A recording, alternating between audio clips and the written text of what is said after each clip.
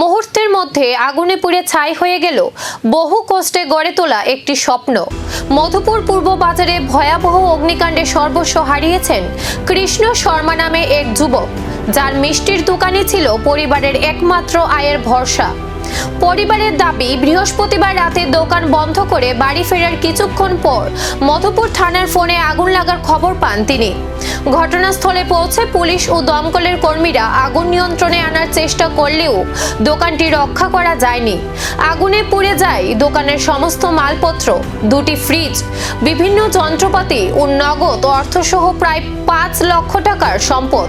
কৃষ্ণ শর্মার প্রাথমিক ধারণা, বিদ্যুতের শর্ট সার্কিট থেকে আগুনের সূত্রপাত হতে পারে, যদিও স্থানীয়দের একাংশ ঘটনা নিরপেক্ষ তদন্তের দাবি তুলেছেন। খবর পেয়ে বিভিন্ন রাজনৈতিক দলের প্রতিনিধি ও বাজার কমিটির সদস্যরাও ঘটনাস্থলে পৌঁছে ক্ষতিগ্রস্ত পরিবারের পাশে দাঁড়ান। দোকান লাগাই গেছি 10:30 আগে, 10:15-20 লাগাই গেছি। লাগাইয়া যাওয়ানোর সময় সব অফ করে গেছি। বাচ্চা বাটাতে ঘুমাইছি।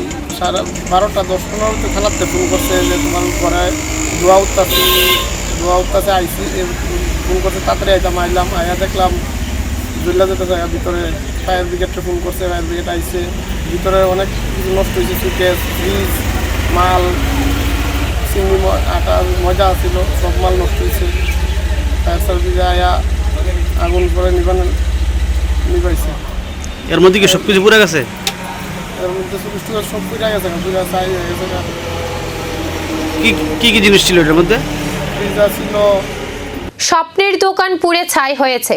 এবার তদন্তই বলবে এটি শুধুই দুর্ঘটনা নাকি লুকিয়ে আছে অন্য কোনো সত্য।